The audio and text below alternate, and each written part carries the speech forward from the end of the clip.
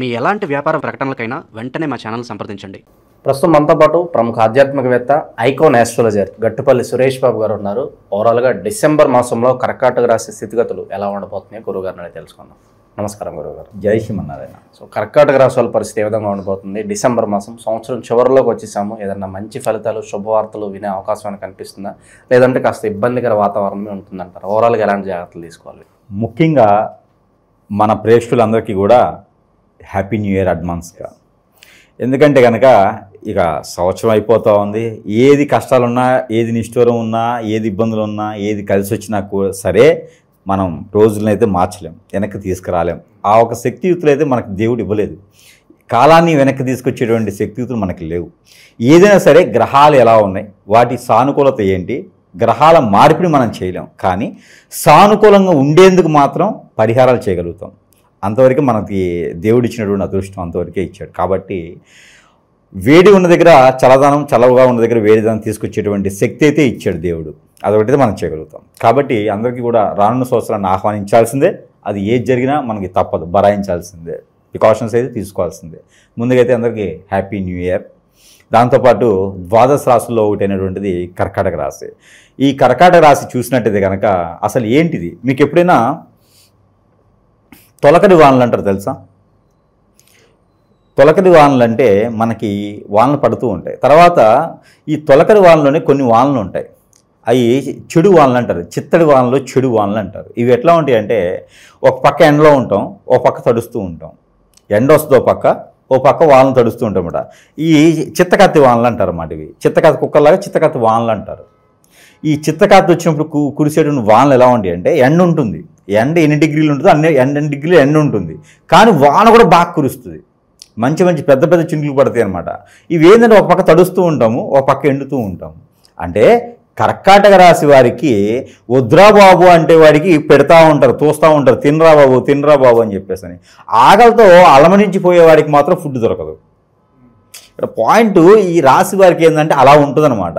అంటే ఉంటే అతివృష్టి, లేకపోతే అనావృష్టి, దారిద్ర్య రేఖ కన్నా తక్కువ. ఉంటే ఇక అసలు వేల సంవత్సరాలు కూర్చుని తిన్నా కూడా తరగలేటువంటి ఆస్తులు. అంటే రాష్ట్రానికి సీఎం అయితే వాళ్ళ కొడుకులకి ఎలా ఉంటుంది అలా అనమాట. కానీ తెలియని పరిస్థితి. అయితే వీళ్ళ పరిస్థితి ఏంటంటే, గ్రహాల యొక్క సానుకూలమైనటువంటి వాతావరణం కూడా వీరికి ఎలా ఉందంటే, బుధుడు, గురువు, శని, ఈ 3 గ్రహాలు కర్కాటక రాశి మీద దాడి చేస్తూ ఉన్నాయి. కర్కాటక రాశి అంటే కేతు ఒక రకంగా బాగుంటుంది, అలానే శుక్రుడు బాగుంటుంది, దాంతోపాటు చంద్రుడితో పాటు రవి, ఈ గ్రహాలు అయితే మంచి సానుకూలమైన వాతావరణం ఇస్తుంది కర్కాటక రాశికి. అవి కాకుండా ఇక మనం అనుకున్నటువంటి శుక్రుడు, బుధుడు, ఇక శని, ఈ 3 గ్రహాలు కూడా కొంచెం అశుభ దృష్టి ఎక్కువగానే ఉంటుంది. ఆ 3 గ్రహాల కలయికతో అశుభ దృష్టి ఉంది వీరికిను. ఒక గ్రహం అశుభ దృష్టి ఎక్కువగా ఉంటుందంటే 3 గ్రహాలు పడనివే. 3 గ్రహాల అశుభ దృష్టి కర్కాటక రాశి మీదకి. ఇక చెప్పుకుంటే ఏముంది, ఇక చెప్పుకోవడానికి ఏముండదు అనమాట. సన్మానం అంటే రగ్గు కప్పిపోతారు. ఇక కూర్చోబెట్టి సన్మానం చేయంటే కాలీఫ్లవర్ ఇచ్చేసిపోతారు అనమాట. చిటికలతో సన్మానం చేస్తూ ఉంటారు. ఇక వీరికి కామెడీ సిచ్యువేషన్స్ లానే ఉంటుంది కర్కాటక రాశి వారికి. వీరు ఏం చేయాలో అర్థం కాదు. వెనకపోతే నుయ్యి, ముందుకు వస్తే గొయ్యి, దూకాలా ఉండాలా, అటుపోతే ఏం తెలియట్లేదు. అటుపోతేనేమో అగ్ని ఉంటుంది, ఇటుపోతేనేమో వాయువు ఉంటుంది, ఇటుపోతేనేమో వాటర్ ఉంటాయి. అన్ని రకాల కొట్టుమిట్లాడే తత్వం అనమాట. కాబట్టి ఈ యొక్క కర్కాటక రాశి వారికి కలిసి వస్తుంది. ఎట్లా అంటే, ఇప్పుడు మనం అనుకున్నట్టుగా ఒకరు పిలుస్తారు ఫోన్ చేసి, ఏమండి మీకు మంచి జాబు ఆఫర్ ఉందని చెప్తారు. మరొకరు ఫోన్ చేస్తారు వెంటనే, బిజినెస్లో మంచి లాభాలు వచ్చినాయండి, మనం పెట్టుబడికి ఇప్పుడు ఇన్నాళ్ళకి ఇదైంది అని చెప్పేసి వచ్చేటువంటి అవకాశం ఉంది. మరో పక్కన పెద్దలు వచ్చేసి, ఎరా నీ పేరు మీద అక్కడ ఆస్తంతా కొల్లగొడిపోతా ఉంది, మరి ఏం చేసుకుంటావు, వచ్చేసేది నా సానుకూలం చేసుకుంటే పోతుంది కదా అని చెప్పేసి ఉంటుంది. మరో పక్కన పెళ్ళైన వాడికి ఆఫర్లు వస్తాయి, పెళ్లి కనవాడికి మరి అంచా అమ్మాయికి ఆ కట్నం ఇస్తా అంటున్నారు 1 కోటి రూపాయల దాకా, మరి పిల్లల్ని పెళ్లి చేసుకుంటే నీకు అయిపోతుంది కదా అని చెప్పేసి వస్తుంది. ఇవన్నిటితో పాటు వీడెక్కడో ఇన్వెస్ట్ చేస్తాడు, ఎక్కడ మ్యూచువల్స్లోనో షేర్స్లోనో ఏదైనా కొని ఉంచడమో, వీడి సొంత దాంట్లో ఇన్వెస్ట్ చేస్తారు కదా, అవి కూడా పెరుగుతాయి. మళ్ళీ వాడు వచ్చేసి, మరి గురుగారు మీకు పెరిగిపోయినాయని డబ్బులు, మరి అక్కడ రేటు బాగా పెరిగిందని చెప్తున్నారు. ఇన్నిట్లో కొట్టుమిట్టాడతారు. అంటే ఇప్పుడు ఏది తినాలి వీళ్ళు? అన్నీ మంచి సానుకూల వాతావరణమే కదా. ఇప్పుడు నేను చెప్పిన 5 రకాలు కూడా మంచివేనా? ఇందులో ఏది వెళ్ళాలి? అంటే అదృష్టం కూడా వీళ్ళకి ఎలా పడుతుందంటే దరిద్రం పట్టినట్టు పడుతుంది అనమాట. అదే దరిద్రం అంటే. అందరూ అనుకుంటారు మనం పడేటువంటి కష్టాల్లో దరిద్రం ఉంది, మనం ఏదైనా మోసపోతే బుధుడు మోసపోతున్నాడు, మనకు అమ్మాయి కానీ అబ్బాయి కానీ మోసం చేస్తే శుక్రుడు గ్రహం బాధిస్తుంది, మనకి కోపం మీద వస్తే కుజు గ్రహం ఇబ్బంది పెడుతుంది, నాకు నిద్ర పట్టకపోతే రాహు గ్రహం ఇబ్బంది అవుతుంది అంటుకుంటారు. కాదు కాదు, అదృష్టం ఎక్కువ వస్తే దరిద్రం పట్టిద్ది. ఏం చేయాలో తెలియదు అనమాట. ఇది కూడా దరిద్రమే. అన్నీ ఉండి అలా ఉన్నట్టు శని ఉంది అన్నట్టుగా మనకి ఏం చేయాలో తెలియని తత్వం. ఇప్పుడు 5 రకాల ఆఫర్లు వచ్చినాయి. ఎవడేట వెళ్తాడు? ఎవడేట లేకుండా అందరికీ సమయాన్ని ఇస్తాడు. ఈ తెలివితేటలు చూపిస్తాడు చూడండి. అందరికీ కూడా ఏం చేస్తారంటే సమయం ఇస్తాడు. 4 రోజులు టైం పట్టిద్దండి అని సమయం ఇస్తాడు. ఈ 4 రోజులలోపు వాళ్ళు సర్దుకుంటారు. ఈ 4 రోజులలోపు ఏమైంది? ఒకళ్ళు తెలియకుండా ఒకరు ఆఫర్లు వచ్చినాయిలే, మన జోలు రాడు కావాలి, అదిగో అతను తీసుకొచ్చిన ఆఫర్ ఇచ్చాడు, ఇతను తీసుకొచ్చిన ఆఫర్ ఇచ్చాడు, వీళ్ళందరూ కూడా వీళ్ళు కోలుబొలుక్కొని ఆయనకి ఇది తీసుకుంటాడు ఇది తీసుకుంటాడు అని చెప్పి అందరూ దూరం అయిపోతారు. దరిద్రం అంటే ఏంటి? ఇదే దరిద్రం. ఆ దరిద్రమే కర్కాటక రాశులకి ఆరంభమవుతుంది. కాబట్టి ఏదో ఒక నిర్ణయం తీసుకోవాలి. ఎందుకు అంటే ఏ నిర్ణయం తీసుకోకపోతే ఖచ్చితంగా మనం నష్టపోతాం. వీరు ఇప్పటికీ కూడా తండ్రి మాట వినడం, తల్లి మాట వినడం వినాలి. ఎలాంటివి వినాలో అలాంటివి వినాలి. ప్రతిదీ కూడా భార్య మాట వినాలి, భర్త మాట వినాలి, తల్లి మాట వినాలి, గురువు మాట వినాలంటే అవ్వదు. నీకంటూ ఒక కాన్షియస్, నీకంటూ ఒక నాలెడ్జ్ ఉండాలి. నీకంటూ భయం ఏం లేదు కదా, ముందుకు వెళ్ళిపోవాలి కదా. అలాంటివి చేస్తేనే కర్కాటక రాశి వారు ముందుకు వెళ్తారు. లేదంటే కనుక ఖచ్చితంగా ఇలాంటి వచ్చిన అదృష్టాలు దూరం చేసుకుంటారు. కానీ ఈ అదృష్టం ఎప్పుడు వస్తుందని అందరూ కలగనొచ్చేమో. ఈ అదృష్టం 16వ తారీఖు లోపు వస్తుంది. అంటే డిసెంబర్ 1వ తారీఖు నుంచి 16వ తారీఖు లోపు ఇలాంటి అదృష్టం వచ్చేటువంటి ఆస్కారం ఎక్కువగా ఉంది కర్కాటక రాశి వారికి. అది కూడా ఎలాగా? గురువు దశాంతర దశ, రవి దశాంతర దశ, అలానే శుక్రుని యొక్క దశాంతర దశ, దీనితో పాటు కేతువు దశాంతర దశ నడిచేటువంటి కర్కాటక రాశి వారు ఉన్నారా? అలా ఉన్న వారికి జరుగుతుంది. ఏ వయసులో వారికి జరుగుతుంది? ఖచ్చితంగా 27 సంవత్సరాలు పైబడిన వారికి కర్కాటక రాశి వారే ఉండి, అలానే 42 సంవత్సరాలు లో ఉన్న వారికి ఇలాంటి దశలు ఏర్పడతాయి. ఇలాంటి దశలు వచ్చినప్పుడు వస్తాయి. ఇక ముఖ్యంగా రావాలి అనుకుంటే ఇలాంటి అదృష్టం వారిలో గోచార ప్రకారంగా శుక్రుడు లేదా శని లేదా కుజుడు, వీరు ముగ్గురు కూడా 4, 6, 9 స్థానాల్లో ఉండాలి. ఇలా ఉన్న వారికి ఈ అదృష్టం వస్తుంది. మరొకటి, ఈ అదృష్టం అయిపోయింది. ఇక రెండోది, ఇక వీరికి విదేశీయానం కొంతమేర బాగుంటుంది. అది ఎప్పుడు? 18వ తారీఖు తర్వాత ప్రయత్నం చేయాలి. డిసెంబర్ 18, 2020 సంవత్సరం తర్వాత ప్రయత్నం చేస్తే వీరు రానున్నటువంటి ఫిబ్రవరి కానీ, ఇది 2026 సంవత్సరం ఫిబ్రవరి, మార్చిలో విదేశాలకు వెళ్ళేటువంటి అవకాశం ఎక్కువగా ఉంది. గల్ఫ్ కంట్రీస్కి మాత్రమే. అది కూడా ప్రయత్నం చేయాలి. జాబు లేదా బిజినెస్ ఏదైనా చేయొచ్చు. ఇక ఇక్కడ నుండి బిజినెస్ చేయాలనుకుంటే కనుక మార్కెటింగ్, బ్యాంకింగ్ రంగాల వారి బాగుంది. ఇక పాల ఉత్పత్తులు, పువ్వులు లాంటివి అమ్ముకునేదానికి బాగుంది. ఏది పువ్వులు అమ్మినా పాలు అమ్మినా అట్లా కాదు, ఇక గుర్తులు అయితే బాగున్నాయి. అట్లాంటి వాటిల్లో మీరు చేసుకుంటే సానుకూలంగా ఉంటుంది. ఇక వెజిటేబుల్స్ షాప్స్ కానీ, ఎక్స్పోర్ట్ ఇంపోర్ట్ కానీ, చేపల చెరువులు, రొయ్యలు కానీ, చేపలు అమ్ముకునే దానికి కూడా చాలా అనుకూలంగా ఉంది అని కూడా చెప్పవచ్చు. ఇక జంతువుకు సంబంధించినవి హింసించేదానికి కాదు, పెంచుకోవడానికి, పెంచి వాటి నుంచి వచ్చేటువంటి ఆదాయాన్ని పొందడానికి అయితే బాగుంటుందని చెప్పొచ్చు. ఇకపోతే పంట భూములు పండించే రైతులకు కూడా వీరికి సానుకూలంగా ఉంది. కొత్త రకమైన పంటలు పండించడానికి కూడా అనుకూలంగా ఉంది. ఇక ఎరువుల సంస్థల్లో కానీ, ఇక్రిసాట్ లాంటి వాటిలో కానీ పని చేసుకుంటే ఇంకా చాలా బాగుంటుంది. కాబట్టి అలాంటి ప్రయత్నం చేయాలి. అంటే అగ్రికల్చర్ సైడ్ కూడా వీరికి చాలా అనుకూలంగా, సానుకూలంగా కూడా ఏర్పడుతుంది. ఇక భార్యాభర్తల మధ్య సంబంధాలు ఏ విధంగా ఉండబోతున్నాయి గురువుగారు? చూసుకున్నట్లయితే గత కొన్ని నెలల నుంచి మిమ్మల్ని సంప్రదించే వాళ్ళు ఎక్కువగా ఈ వైవాహిక జీవితంలో ఇబ్బంది ఉన్న వాళ్ళే సంప్రదిస్తున్నారు.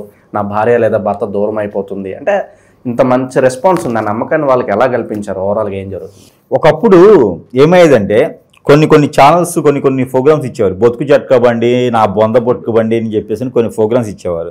దాని వలన కొన్ని రకాల భార్యాభర్తల మధ్యన ఉన్నటువంటి గొడవలు అక్కడే సానుకూలపరిచేవారు. ఈ మధ్యన కొన్ని ఛానల్స్ వస్తున్నాయి కానీ పెద్ద పాపులర్ అయినట్లు లేదు. కాకపోతే ఈ మధ్యన ఏంటంటే గురువులకి తగులుకున్నారు వీళ్ళంతా కూడా. బలైనటువంటి వారందరూ కూడా ఎడిపోతారు, చివరికి గురువు దగ్గరికి వస్తారన్నట్టుగా అడిదిరిగి ఏమవుతుందంటే గురువుల దగ్గరికి సంప్రదిస్తూ ఉన్నారు. కానీ సమస్యలు కూడా చాలా ఎక్కువైపోయినాయి. ఈ రోజున పెళ్లి చేసుకుంటా ఉన్నారు. పెళ్లి చేసుకునేంత వరకు బాగానే ఉంటుంది. పెళ్లి చేసుకున్న తర్వాత వీరి మధ్యన ఎడబాటు భారం ఖచ్చితంగా అవుతుంది. ఎందుకంటే అది భార్యలో లోపం, భర్తలో లోపం కాదు. పెళ్లి చేసుకుని దాకా వచ్చారు అంటే వారిద్దరు మంచి అన్యోన్యంగా ఉన్నారని అర్థం. మూడోవాడు వస్తాడు, మూడోవాడు ఒక ఆవాజ్ వస్తుంది. ఈ భర్త మీద కన్నేయటం, భార్య మీద కన్నేయటమో జరిగేసి వారికి హిప్నటిజమో, బ్లాక్ మ్యాజిక్, వశీకరణ చేసేసి మందు పెట్టడం. ఈ రోజులు చాలా ఫేమస్ అయిపోయింది మందు పెట్టడం. ఎవరైనా మాట వినాలంటే మందు పెట్టేస్తారు. ఎవరి భార్యకైనా మందు పెట్టచ్చు, ఎవరి భర్తకైనా మందు పెట్టచ్చు. ఫుడ్లో పెట్టేస్తున్నారు, మొహమ్మద్ చల్లేస్తున్నారు. ఓం భూమ్ బుష్ అని మొహమ్మద్ చల్లగానే వాళ్ళు మన వైపు వచ్చేస్తున్నారు అనమాట.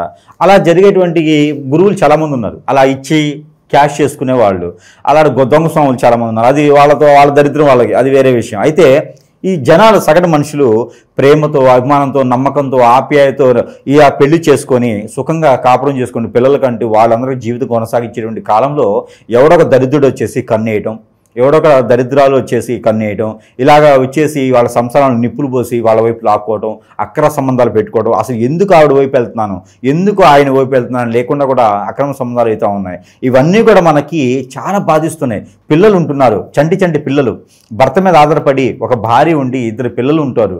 ఆ పిల్లలు, భార్య, వారి తల్లిదండ్రులు అందరూ కూడా ఇబ్బంది పడుతూ ఉన్నారు. ఏది భర్త దూరం అవడం వల్ల. ఈ భర్త దేనికి దూరం అవుతున్నారు? ప్రేమ కొందో, అభిమానం కొందో, ఇంకోటి మీద వ్యసనంతో కాదు.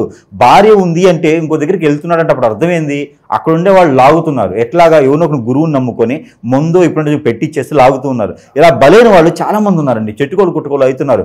అలాంటి ఆశలు, కోరికలు ఉన్న వాళ్ళు ఎందుకు పెళ్లి చేసుకోవాలి, ఎందుకు పిల్లల్ని కనాలి, ఎందుకు ఇలా చేసుకోవాలి, సంసారం రోడ్డు మీదకి ఎందుకు వేసుకోవాలి? పోనీ ఇంత జరుగుతుంది కదా, భార్యను భర్తను లాగేశారు, ఇంకొకళ్ళు పక్కన వాళ్ళు అక్రమ సంబంధాలు పెట్టుకున్నారు అనుకున్నామా? సరే వాళ్ళని పెంచి పోషించుకుంటారా అంటే లేదు. వాళ్ళతో అవసరం పని తీరిన తర్వాత వీళ్ళ దగ్గర వాళ్ళకి సంబంధించింది ఏది ఉందో ఆ వనరులన్నీ లాగేసుకున్న తర్వాత ఎగ్గిరి తన్ని రోడ్డు మీదకి వేస్తున్నారు. ఈ రోడ్డు మీద వేయడంతో ఇక బలి అలా చూడండి, తల్లిదండ్రుల దగ్గరికి వెళ్ళలేరు, భార్య దగ్గరికి వెళ్ళలేరు, భర్త దగ్గరికి వెళ్ళలేరు, పిల్లల్ని దగ్గర చేసుకోలేరు. వీరి మైండ్, వీరి ఆలోచన, వీరి తత్వం, వీరి హెల్త్ అన్ని సర్వనాశనం అయిపోతాయి. ఇక దీంతో విషయం ఏంటంటే ఎక్కడి దగ్గర సంప్రదించాలి. ఇక నా దగ్గరికి వచ్చేటప్పటికి డబ్బులు ఉండవు, అన్ని సమర్పించుకుని వచ్చేస్తారు. నా దగ్గరకు వచ్చేటికి కాశీలో శివుని దగ్గరికి వెళ్ళినట్టుగానే గురువు గారు అని చెప్పేసి అని వచ్చేస్తారన్నమాట. ఇక మన దగ్గర వచ్చే డబ్బులు లేవు. ఇక భార్యాభర్తల్ని కాపాడుకునే దానికి మనం నేర్చుకుని ఉన్నాం కదా, ఇక నేర్చుకుని తప్పదు, భార్యాభర్తల్ని ఒకటి చేయాలి. ఇదంతా కూడా ఎట్లా ఉందంటే పరిస్థితి, ప్రపంచం ఎడు తిరిగినా కూడా మళ్ళీ చుట్టూ తిరిగి నాయరిక వస్తారన్న టైప్లో అయిపోయింది అనమాట. ఇలా బలయ్యే వాళ్ళు చాలామంది ఉన్నారు. తస్మ జాగ్రత్తగా ఉండాలి. దొంగ సాములు నమ్మడం కానీ, ఇంకొకరి భార్య మీద ఇంకొకరి భర్త మీద కన్నేయడం కానీ ఇలాంటి చేయడం ద్వారా ఖచ్చితంగా పాపం తగులుతుంది. 100 సంవత్సరాల జీవితం 10 క్షణాలు 10 క్షణాలనే అవుతుంది. మొన్న ఎక్కడో బాంబు వెళ్ళింది, అలానే మొన్న ఎక్కడో ఫ్లైట్ ఇదైంది, బస్సులు యాక్సిడెంట్ అవుతున్నాయి, బైక్ యాక్సిడెంట్లు అవుతున్నాయి. అసలు తింటూనే పోతూ ఉన్నారు. హాస్పిటల్కి వెళ్తే మనం చెక్ చేయించుకుంటే రోగం నొప్పి తెలియకుండా టాబ్లెట్ వాడుతూ ఉన్నాం. దేనికి వాడుతున్నాం కూడా తెలియదు. ఏ రోగం ఒకటి తెలియడానికి డాక్టర్కి 3 నెలలు పడుతుంది. ఈలోపు మనం ఉన్నామా అదృష్టం, ఆ మెడిసిన్తో పోయామా అదొక అదృష్టం. కాబట్టి ఇవన్నీ కూడా కారణాలు ఏంటి అంటే మనకు తెలియకుండా మనం దొంగ స్వాముల దగ్గరికి వెళ్ళడం, వారు చేసేటువంటి మంత్రోచ్చారణకు కావచ్చు, వారు నేర్చుకున్న క్రియలకి మనం బలయటం. దీంతో పాటు కొన్ని రకాల మతాల వాళ్ళు స్పిరిట్లను చేస్తూ ఉన్నారు. దీంతో మనందరినీ లాగేసి ఇబ్బంది చేస్తూ ఉన్నారు కొన్ని మతాలలోని. కాబట్టి మత కొలలు సృష్టించడానికి చాలా రకాల ప్రయత్నాలు జరుగుతూ ఉన్నాయి. మనం ఎదుటి వాళ్ళని ఎవరిని నమ్మేటువంటి పరిస్థితి కానీ, అనుకూలత కానీ, వాతావరణం కానీ లేదు. మనకు సంబంధించిన పర్సనల్ సంబంధించిన ఇష్యూస్ అయితే ఉంటే ఎదుటి వాళ్ళకి ఎవరికి షేర్ చేయకండి. ఎదుటి వాళ్ళని షేర్ చేయడం వల్ల మనం ఇబ్బంది పడే ఆలోచన ఉంటుంది. పిల్లలు కూడా జాగ్రత్తగా ఉండాలి, పెద్దలు జాగ్రత్తగా ఉండాలి. పిల్లల్ని కిడ్నాప్ చేసే బ్యాచ్ చాలా నడుస్తున్నాయి. పిల్లల్ని కిడ్నాప్ చేసి ఏం చేస్తారంటే రెడ్ లైట్ ఏరియాలకు అమ్ముకుంటారు, విదేశాలు గల్ఫ్ కంట్రీలకు అమ్ముకుంటారు, లేదా వాళ్ళకి అవయవాలు అమ్మేసి వాళ్ళని రోడ్డు మీద పడేస్తారు. కాబట్టి తస్మా అందరూ జాగ్రత్తగా ఉండాలి. పిల్లల్ని కన్నామంటే బాధ్యతగా ఉండాలి, పెద్దవాళ్ళ పట్ల గౌరవంతో ఉండాలి. మనకు మనం కర్తవ్యం సాధించడానికి నమ్మకంతో ముందుకు వెళ్ళాలి, కష్టపడాలి. తప్పితే ఇలాంటి వాటి వల్ల నేనేదో సాధించుకుంటాను, నేను కోట్లకు పరిగెత్తుతాను మాత్రం అది ఖచ్చితంగా జరగదు. ఆ డబ్బులు వచ్చినట్టుగా పోతా ఉంటే నీకు దగ్గర నీ అనుకునే వాళ్ళు లేకపోతే నువ్వు ఎంత సంపాదించి మాత్రం ప్రయోజనం ఏంది? కాబట్టి అలాంటి ఏం చేయకూడదు. అలాంటి చేయడం ద్వారా నాలాంటి గురువుల దగ్గర సంపాదించాల్సి వస్తుంది. ఇక మన దగ్గరకు వచ్చేటప్పటికి ఏంటంటే కనుక ఎవరైనా బాధతో ఉన్నా, ఇబ్బందులో ఉన్నా, ఇలాంటి బాధపడుతుంటే కూడా సంప్రదించవచ్చు. ఎందుకంటే మనము అలాంటి చెడు క్రియల నుంచి బయటపడేసే వాళ్ళం, కానీ అలాంటి చెడు క్రియలు చేయం. మనం అలాంటి చెడుకలు చేసే మంత్రాలు మన దగ్గర ఉండవు. బాగు చేసేదానికైతే మనం ఏదైనా చేయగలుగుతాం. కొంతమంది ఎదుగుదల తట్టుకోలేక అష్టదిగ్బంధనం కూడా చేస్తున్నారు. అవును, ఇక మనకి కర్కాటక రాశి ఒకటే కాదు, అన్ని రకాల రాసులు వారు కూడా ఇబ్బంది పడుతూ ఉన్నారు ఈ రోజున. వారి అదృష్టం బాగుండి, జాతకం బాగుండి, దశ బాగుండి, అంతర్దశ బాగుండి, నక్షత్రాలు బాగుండి, గ్రహాలు బాగుండి, అన్ని రకాలు బాగుండి, దేవుని అనుగ్రహం ఉంటుంది, మొక్కుబడులు ఉండవు, మంచి భార్య వస్తుంది, మంచి భర్తలు వస్తారు, పిల్లలు అంటారు, అప్పులు ఉంటాయి, ఆస్తులు ఉంటాయి, అన్నీ ఉంటాయి. కానీ ఏం పని ముందుకెళ్ళదు. తిండి ఉంటుంది, తినడానికి వెళ్ళదు, కంచంలో మంచి పరమాణాలు ఉంటాయి కానీ తినడానికి వెళ్ళదు లోపలికి. ఇలాంటి పరిస్థితులు ఏర్పడుతుందంటే మన మీద కన్నేసిన వారు మనకు తెలియకుండా మన చుట్టూ ఉండేవారు శత్రువులు ఉంటారు. వీరు ఏం చేస్తారంటే హిప్నటిజం, బ్లాక్ మ్యాజిక్, వశీకరణ, చేతబడి, బాగలముఖి, భానుమతి, యక్షిని విధులు లాంటివి చేసుకొని ఆ స్పిరిట్ లాంటి ప్రేయర్ చేసేసుకొని మనల్ని అందరినీ దూరం చేసే విధంగా ఉంటుంది. మనకి ఇబ్బంది పడకుండా జీవితాలు ఎదగకుండా చేస్తారన్నమాట. ఇవన్నీ కూడా మనము సానుకూల పరిచేటువంటి వాతావరణం తీసుకొచ్చేదానికి మనం ఖచ్చితంగా మనకి సహస్ర మనం చేసేదానికి సిద్ధంగా ఉన్నాం కాబట్టి మనం దానికి అనుకూలంగా ఉన్నాం. దాంతోపాటు కొన్ని రకాల వస్తువులు కూడా మన దగ్గర లభ్యపడుతూ ఉన్నాయి. అవి కూడా మంత్రోచ్చారణ చేసి ఉంటాయి కాబట్టి దాంతోపాటు మనం అనుకున్నట్టు ఇప్పటివరకు మనం మాట్లాడినట్టు వాటిలో హిప్నటిజం, బ్లాక్ మ్యాజిక్, వశీకరణ, చేతబడి లాంటి వాటికి ఎవరికైనా జరిగి ఉండి వాటిని ఏం చేసుకోవాలో తెలియదు. అందరూ మన వీడియో వినాలని చూడాలని లేదు కానీ కొంతమందిలో ఏం చేయాలో అర్థం కాదు. అలాంటి అర్థం కాని సందర్భంలో మన దగ్గర రావడానికి డబ్బులు ఎక్కువగా ఉండవు, మనం డబ్బులు తీసుకునేది చాలా తక్కువ, దాంట్లో కూడా లేవు అనుకున్నప్పుడు ఇంకా తక్కువ ఖర్చుతో కూడా వాళ్ళకి మంచి జరిగేదానికి ఆస్కారం ఉంటుంది. ఇలాంటి ఒత్తులు ఉంటాయి మన దగ్గర. ఇది వారికి ఏ సమస్య ఉందో ఆ సమస్య తగ్గట్టుగా లోపల యంత్రాలు పెట్టి ఒత్తులు చేస్తాం. ఈ ఒత్తులు ప్రతిరోజు కూడా వారి ఇంటికి తీసుకెళ్ళినా వెలిగించుకోవచ్చు. ప్రతిరోజు ఇది కోర్సు ఉంటుంది, వారికి జరిగినటువంటి సమస్యను బట్టి కోర్సు ఉంటుంది. ఈ ఒత్తులు వెలిగించడం వల్ల కూడా అంటే ఒత్తి వల్ల కూడా హిప్నటిజం పోతుందా? పోతుంది. మరి మన దగ్గర అంత విద్య ఉంది. మనం దీంట్లో హిప్నటిజం చేసేసి యాంటీ హిప్నటిజం చేసేసి దీనిలో ఎంతలాగా పెట్టేసి ఈ ఒత్తి ఇవ్వడం జరుగుతూ ఉంది. ఈ ఒత్తి ప్రతిరోజు కూడా ఇంట్లో వెలిగించుంటే ఇంట్లో ఉన్నటువంటి నెగిటివిటీ కాకుండా, మనలో ఉన్నటువంటి క్రామక్రోధాలే కాకుండా, ప్రకృతి నుంచి వచ్చే దోషాలు, గ్రహ దోషాలే కాకుండా ఇలాంటి చెడు క్రియలు కూడా పోయేటువంటి అవకాశం, అదృష్టం కూడా ఉంటుంది. పెళ్లి కాని వారు, పెళ్ళైన వారు, భార్య కావాలి, భర్త కావాలి, దూరమైన వాళ్ళు దగ్గర అవడానికి ఖచ్చితంగా సానుకూలిస్తుంది ఈ ఒత్తి. అన్ని రకాల సమస్యల నుంచి బయటపడేస్తుంది. చాలా మందికి ఉపశమనం కలిగించింది ఈ ఒత్తి. కాబట్టి ఈ ఒత్తులు అంటే మన దగ్గర ఉంది. ఎవరికైనా కావాలంటే సంప్రదించవచ్చు.